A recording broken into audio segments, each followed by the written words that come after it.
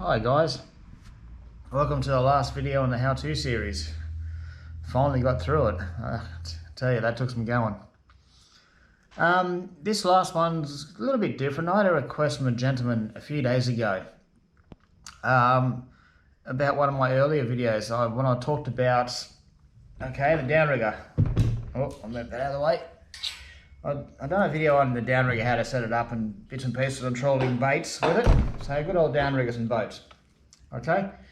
Awesome little machines. You can use them in a lot of different ways, various ways. You don't always have to troll them.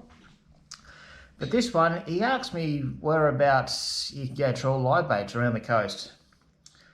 And he didn't really specify summer, winter, if you're chasing marlin, mackerel or whatever you chase. Just talked about live baits. So in this video, I thought I was going to do a quick little how-to on live bait fishing with the downrigger. It's going to be fairly simple, but it's something I know a lot of people haven't thought about before. I'm not talking about just trolling live baits over summer for mackerel. Everyone's done that. Everyone's doing that. But what a lot of people don't do is troll live baits over winter for snapper, cobia. Have got dewies when you get close enough to the bottom. No one does that. I'm not sure why. It works really well. Okay, so basically we'll just get into it. So, as most of you know, summertime, it's mackerel season, and most of us do a lot of trolling with the downriggers, trolling live baits. And most of you guys know this rig. It's just a basic live bait rig for mackerel over summer. Okay, so small sinker, a swivel up here to tie to. This is a multi-strand wire. You've got a small inline hook. That hook goes through the nose of the fish, down to the treble. And a lot of guys do pierce the treble up under the tail, so it's just like so, or through the side, so you've got two prongs sticking out. That does work all right. But a lot of the live baits will throw the hook. And I've been watching, guys in America use this rig a lot, and I've watched them. They don't even put the treble in. They just leave it tailing behind the fish. So that one's in the nose, and then that's it. You just got your fish, and that one's just trailing behind. And they get just as many mackerel as us, if not more. So now I decided I don't put the treble in. So don't worry about it. Just let it troll behind with the bait. Okay? So that's the basic rig we all know. Best spots to use this is around bait schools. So if you're out on the Diamond Reef, trolling around the Diamond Reef, you want to put it down, so it's probably about 10 metres off the bottom, roughly, and slow troll around. The gravel patch off Burleigh Headlands, an awesome place to downrig. Palm Beach Reef, trolling around the outside of all the boats sitting there chasing spotties. They're all sitting there burleying. So troll your baits around the outside and troll that burley that's drifting down the coast. Great place to find them. Same with Mermaid Reef. Troll around the outside, all the anchored boats. Troll through all the burley. Another great spot to find them. If it's not in them reefs, if you've got your own reef or somewhere that holds bait, like even the bait grounds off the seaway, bait grounds even off the pin, great places. Wherever you find schools of bait, you're going to find mackerel generally. And just troll these rigs.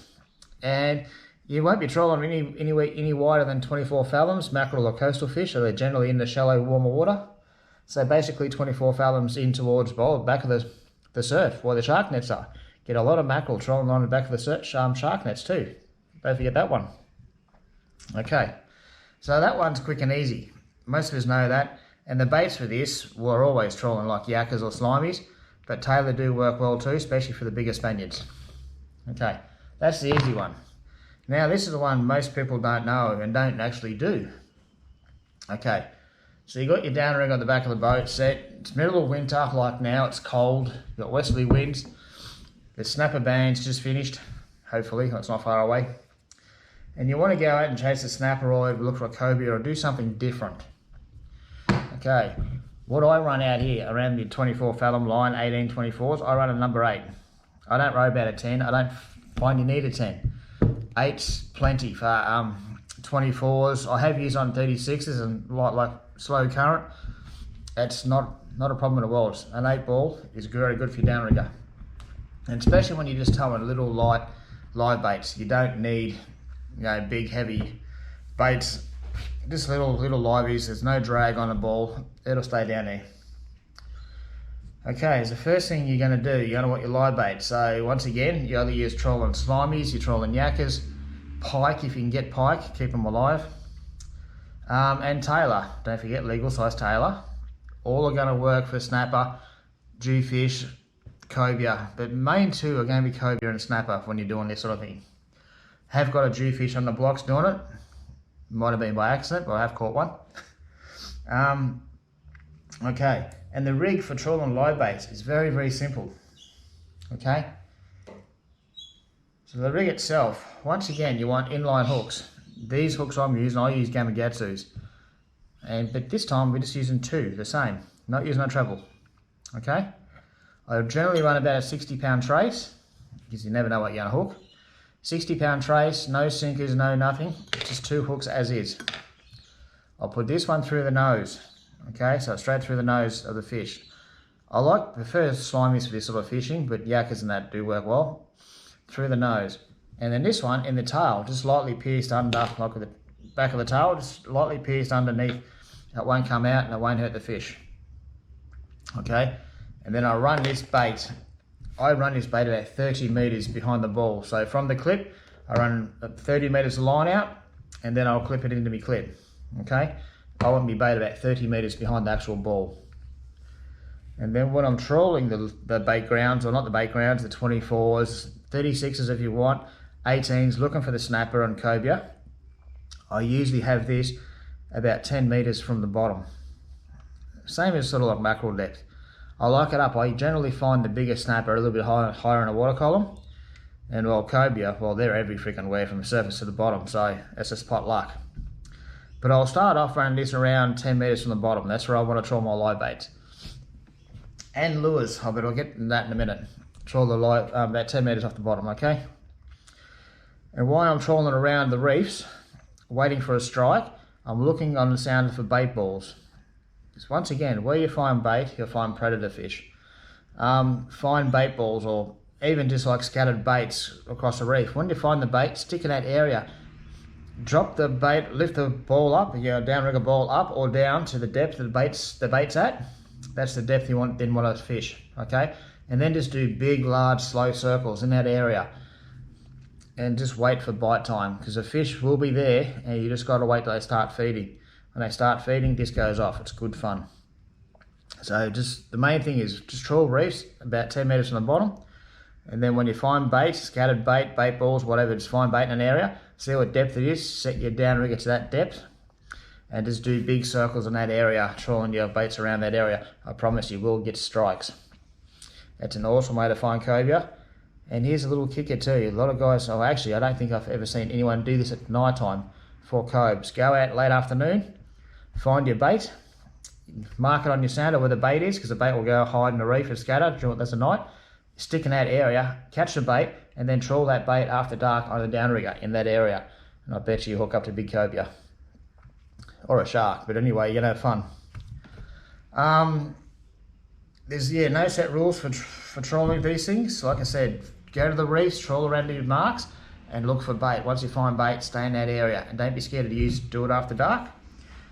And the other thing is too, I know they do a lot down south, but no one does it up here. And I must admit, I haven't done it up here either, but I have seen a few guys and heard of a few guys doing it with a bit of success, I can't speak, is just trawling early mornings with lures. Hang on, I'll just grab one of my lures I'm gonna trawl with. Something like that. So guys, trawl early morning with lures like this. Longer, skinnier profile, small bib, so there's no drag off your clip, so you're not going to pull a line out of the clip, okay? No drag. And trawl things like this, roughly again about 10 meters off the bottom, around your favourite snapper spots. And see how you go with threads. I know it works very well down Victoria and southern New South Wales, guys, but no one really does it up here. Give it a crack. Trawl these things early morning around your favourite snapper reefs and see how you go.